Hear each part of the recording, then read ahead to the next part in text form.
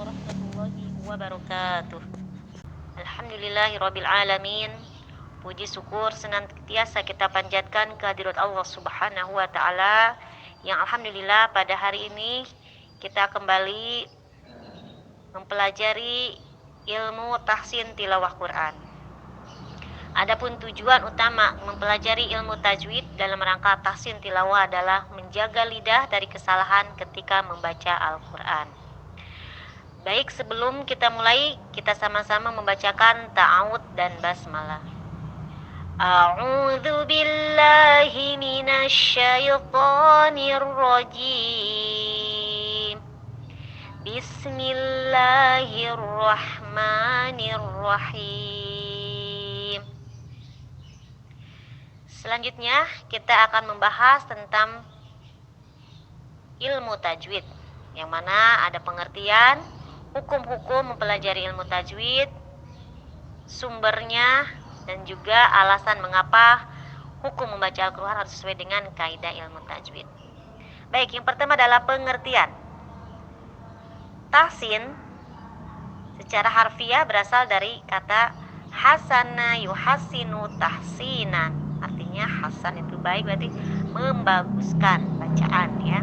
Kemudian tajwid berasal dari kata jawada yujawwidu tajwidan, yaitu mengeluarkan setiap huruf hijaiyah sesuai dengan tempat keluarnya atau makharijul huruf dengan memberikan hak dan mustahaknya. Secara istilah, ilmu tajwid adalah ikhraju kulli harfin min makhrajihi ma'a'itaihi haqqahu wa mustahaqqahu. Adapun hak hurufnya adalah berkaitan dengan tempat keluar huruf atau makharijul huruf dan sifat-sifat yang selalu menyertai huruf tersebut. Misalkan hamas, jahar, istilah, istifal, itu adalah termasuk dalam pada hak huruf.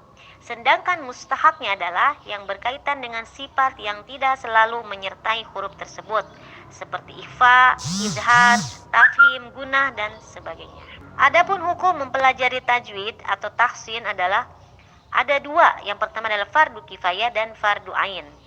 Fardu kifayah dalam mempelajarinya, artinya tidak semua orang dituntut untuk mengetahui hukum-hukum tajwid ketika membaca Al-Quran.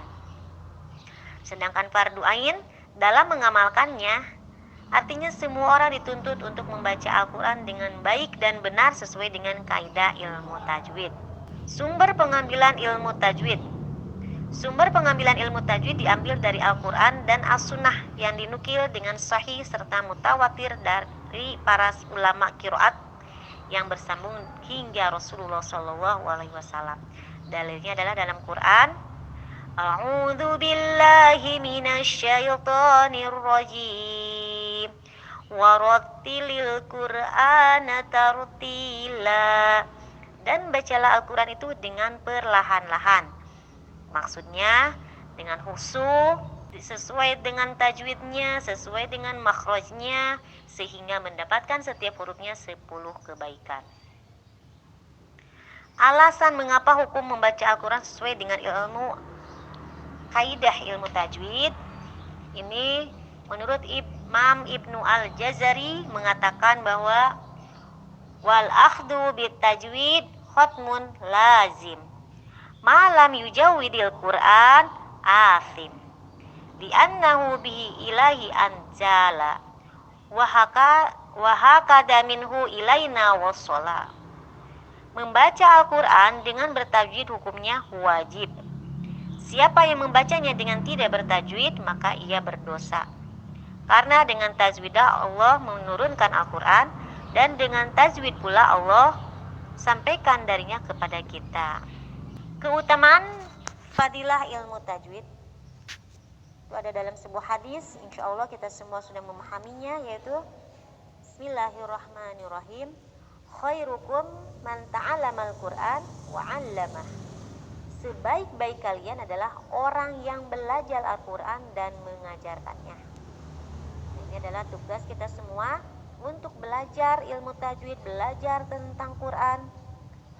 Untuk apa? Untuk kita mengamalkannya atau mengajarkannya kembali. Ya, tugas kita semua dalam menyebarkan ilmu-ilmu Quran. Kemudian di dalam hadis riwayat Muslim, Rasulullah menyampaikan bahwa majtama'a qaumun fi baiti min buyutillahi yatluna kitaballahi wa yatadarasunahu bainahum illa nazalat alaihimus sakinah wa ghashiyatuhumur rahmah wa khafathumul malaikah wa dzakarahumullahu fi man indah. Rawahu Muslim.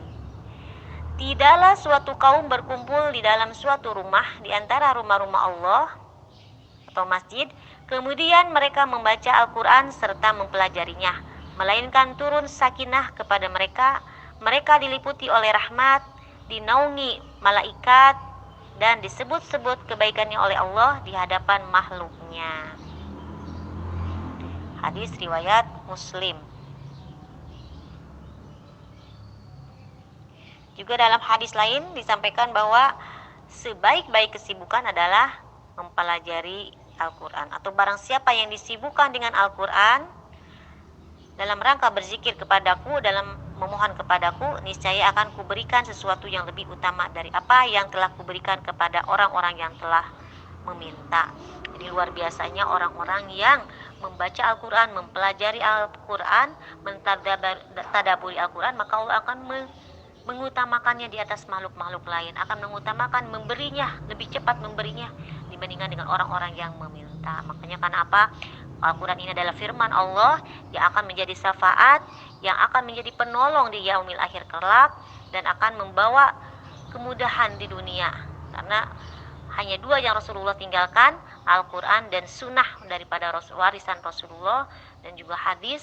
Maka insya Allah jika kita mencintai Quran melebihi dari apapun, semuanya, makhluk dan seisinya akan mencintai kita semua. Baik, itu aja yang dapat saya sampaikan. Terima kasih. Wassalamualaikum warahmatullahi wabarakatuh.